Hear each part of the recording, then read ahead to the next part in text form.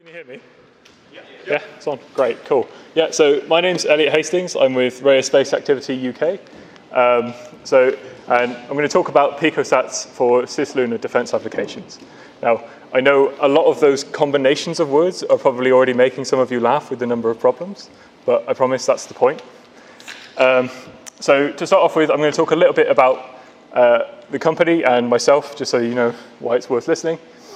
So, like I said, I'm with Rhea Space Activity. We are a Washington, DC based astrophysics startup. We're focused on delivering leading edge tech to government customers, in particular defense and intelligence.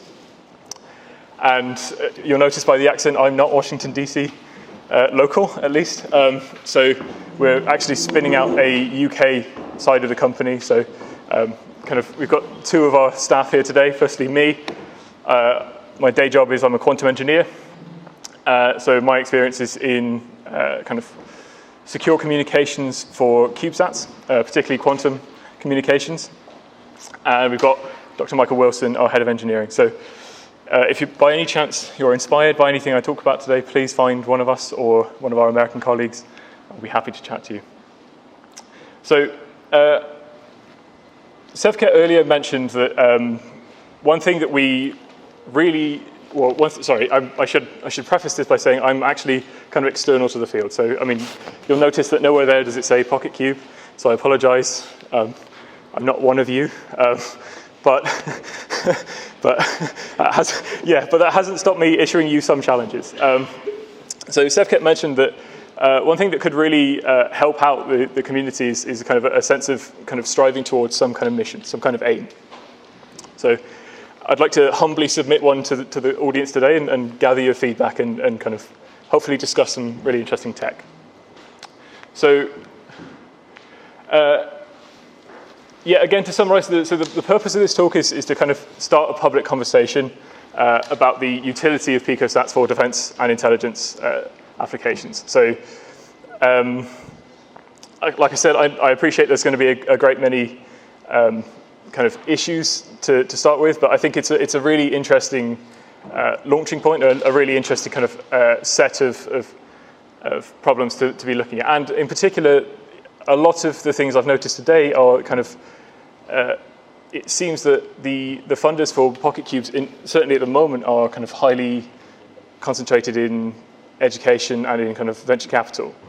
I think it would be interesting, at least for this community, to try and explore a wider sense on who might be interested in this and who might actually be a source of funding. So I've tried to identify some benefits, firstly for you guys, because you have to listen to me, so I better give you something. And then secondly, for defense and intelligence, why it's actually worth looking at this. So for the PicoSat community, for you guys, it's a source of interesting challenges. So I've probably repeated myself already quite a bit, saying that a strive for a kind of a common aim is probably something that's quite useful. I can guarantee you one thing is that if you're looking at defense or intelligence-based funding or contracts, you'll often read it the first time and think that's actually impossible. The second time you'll think actually you're crazy, and the third time you think, oh, actually, I think I've got an idea. I think I've alluded to already that another benefit is funded creativity, right? So you get a very interesting problem set, which means that you get very interesting results, and often that means that you can apply these results, or you can start looking at kind of old problems in new ways. Now, the benefit that I see to the defense and intelligence community, again, twofold. Firstly, there's a push away from single points of failure. So kind of having a giant satellite orbiting that does everything for you is very easy to take out. All it takes is kind of one jamming session and you're kind of done for. So there's a really big push towards a lot of cheap and diverse units. So something that you can kind of throw into orbit and almost forget about, just because you've got 20, 30 of them. There's also rapid development. Now, I know some of you kind of see the kind of years of time frame, and certainly as a startup, 3 months, 6 months to us is forever. So, actually getting something into orbit is forever times quite a few. But compared to the defense primes that are used to working with defense and intelligence communities, actually this is quite a speedy process, even if it's a project that has to go through a number of different students before it actually launches. So I'd like to kind of guide this by kind of one kind of final mission that I think it would be interesting to aim towards. So namely Cislunar intelligence. Now again, it probably sounds like I'm just shouting jargon at you, so I apologize. I'm about to get to it, I promise. So this one interesting future problem I can see is gathering intelligence in the Cislunar environment. And by Cislunar, I mean anything that's no longer a kind of two-body problem when you consider the satellite and Earth. It's something between Earth and the Moon. So you're really looking at three-body dynamics here. You're really looking at the gravitational interaction of these three bodies. And I think it would be interesting if we can get to a point where we can start collecting situational awareness of cislunar space. In particular, if you can inspect lunar assets, either on the surface, lunar surface, or in lunar orbit without detection. Now, again, I think a lot of you would probably rightly laugh in my face at this. You know, I don't think this is going up next year, and that's okay. I'm not going to blame you guys. So, you know, I think there's a few missions that would be interesting to kind of aim for in the meantime. So kind of enabling missions. These three. So, firstly, just cislunar navigation. Kind of get to the lunar environment and operate there. Secondly, observation. So get really good at taking photos and collecting data, and collecting a lot of data in situ. And thirdly, communication. Find some way of getting this back to base quietly.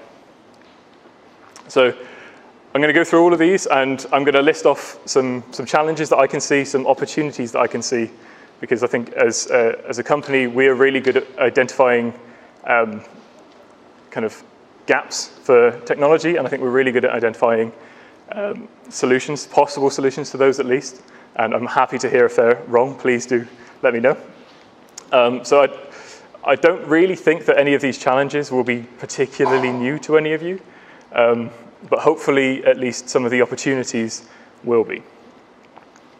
So firstly, navigation. So to kind of put a firm statement on the mission, I think it would be good to demonstrate an ability to reach the lunar orbit and operate covertly in cislunar environments. So that means in and around the Moon and in the space between, say, geostationary orbit and lunar orbit. So the challenges, firstly, there's no GNSS. It's really hard to actually end up using GPS satellites, for example, because you just straight up out of range, then they're no longer very useful. They're only really useful around Earth. The solution to that would be to use the deep space network, but if you're trying to operate covertly, that's a terrible idea because you're shouting at your satellite where it is. That's not really very secret. And thirdly, orbit design. We've mentioned already three-body dynamics. That's famously a hard problem, and I have no solution that I can offer you really right now, but we do have opportunities. So to counter each challenge, the opportunity I see for the GPS challenge of not having a GPS is, again, I'm with a company, so I'm going to have to shamelessly plug here. We do have a product called JAM, which employs celestial navigation. So it's an age-old technique to look at the stars and figure out where you're pointing. It's relatively new to be able to look at things with velocity, say satellites, and find out where you are.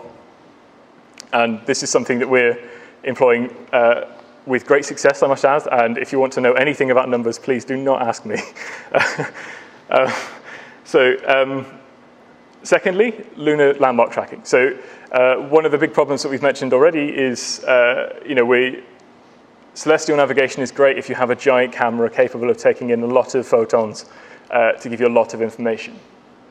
If you have, say, a pocket cube, your optics are necessarily much smaller, much less your optical train is much less sophisticated.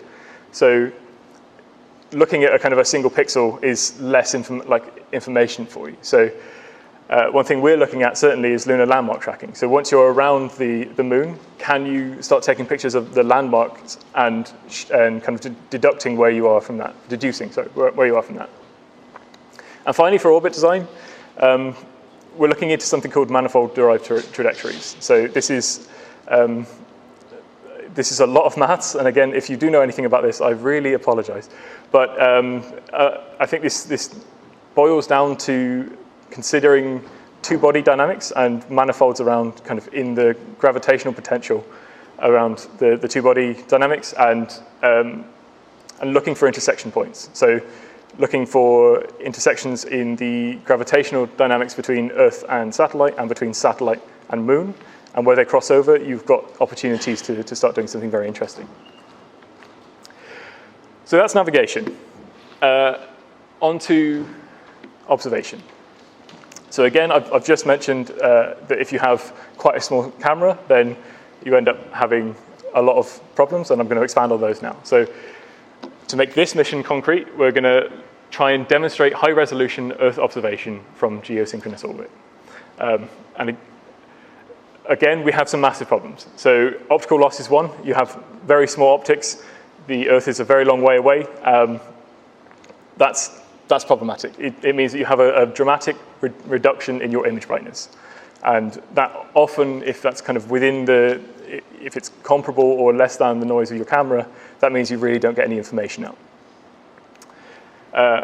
Talking of noise sensitivity, so every photon counts. You're losing a lot, which means that if you really want your sensor sensitivity to be as high as possible. Preferably you count every single photon, but if not, you want to get as close to as possible because you can't afford to be throwing away 90% of what you actually receive. And finally, resolution. If we're trying to pack all of this into, say, a pocket cube, it's necessarily the focal lengths are going to be very small. Necessarily the effective focal lengths maybe longer, but still very small. So as opportunities to counter these challenges, I'd like to kind of throw out the origami optics. So we've seen with James Webb that we can get an unfolding telescope. That's a relatively simple unfolding, but we've actually been working on proposals where you can get very complicated mirrors to unfold, and you can actually correct the wavefront errors with that. And we believe we can actually get quite high-resolution images. And this starts solving the problem of having a limited collection aperture, because you can keep everything within a pocket cube form factor and actually expand whilst you're in orbit. Sensitivity, I've kind of alluded to. It's a relatively simple problem. Maybe moving to single photon detection, seeing how kind of sophisticated a single photon detector we could get into a pocket cube would be a very interesting challenge, I think. And finally, for resolution, I'm going to have to just go with telescope optics design. I think really just applying known methods to this problem, I think, would be an interesting challenge at least. Finally, communication. So I have to say I enjoyed the cube talk earlier because your conclusion was that it's possible. I think if your conclusion was it wasn't possible, I would have to drastically change the slide at the last moment. So thank you for that. I'm sure you didn't do it for me, but nonetheless, thank you. So again, to solidify the mission, it would be good to demonstrate laser communications. Hopefully a transceiver, although I suspect the receiver part of that will be probably a lot more difficult than the transmitter side, from low Earth orbit with low SWaP, high rate communications. So I mean, we've already seen that that's possible, and I think some systems. And we've seen the problems such as pointing. We heard earlier that kind of getting a degree of pointing was very impressive for larger satellites. And for a lot of optical comms, a degree of pointing is still a challenge. Secondly, optical processing. You just don't have the space to have a lot of lenses, a lot of mirrors. You don't have that luxury. And finally, turbulence. If you're dealing with the atmosphere and you don't have very much space, then it's going to be problematic. However you do it, either you're trading off valuable optical processing, or you're just going to have to deal with wavefront errors. And again, opportunities. Adaptive optics seems to be almost a cop-out, but like I promise, it's exciting. We can do this, and they're getting much, much smaller. Optical processing, there's a lot of interesting things happening with photonic chips. So I've just finished my PhD at the University of Bristol, where we're doing a lot of quantum information processing with photonic chips. And I've certainly learned that we can do a great deal more than I thought we could beforehand. So that would be interesting. I think there would be probably power constraints on this one. But it's certainly something worth looking into. And it saves a lot of space, I think, in the long run. And finally, it's worth looking at the ground segment. If we can mitigate some of these through kind of pre-correcting for the atmosphere, if we can mitigate this by doing really high-quality ground optics, then that could actually be something that's really worth investigating. It could save a lot of space on the satellite. So after a whistle-stop tour of 3 very specific problems and very specific missions, I'd like to say, I've kind of recapped that we're thinking a lot about this at Rhea. So if you have any ideas, if you're angry because you're a direct competitor, if you just think it's cool, we'd love to chat. So come find us in one of the breaks today, tomorrow. We'd love to hear more from you. So thanks for your attention. And if you've got any questions, I'd love to hear them.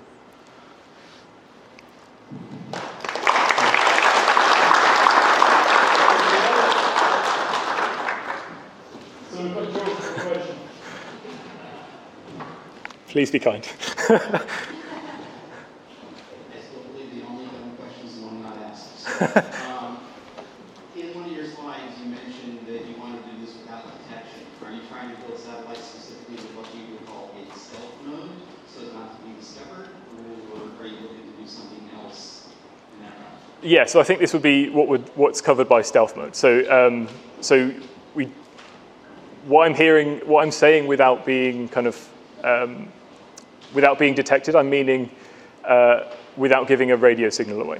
So getting close enough that you can kind of image if you with a sufficiently powerful camera, but not kind of coming up on any comms. Let's do it. Any other questions? Thank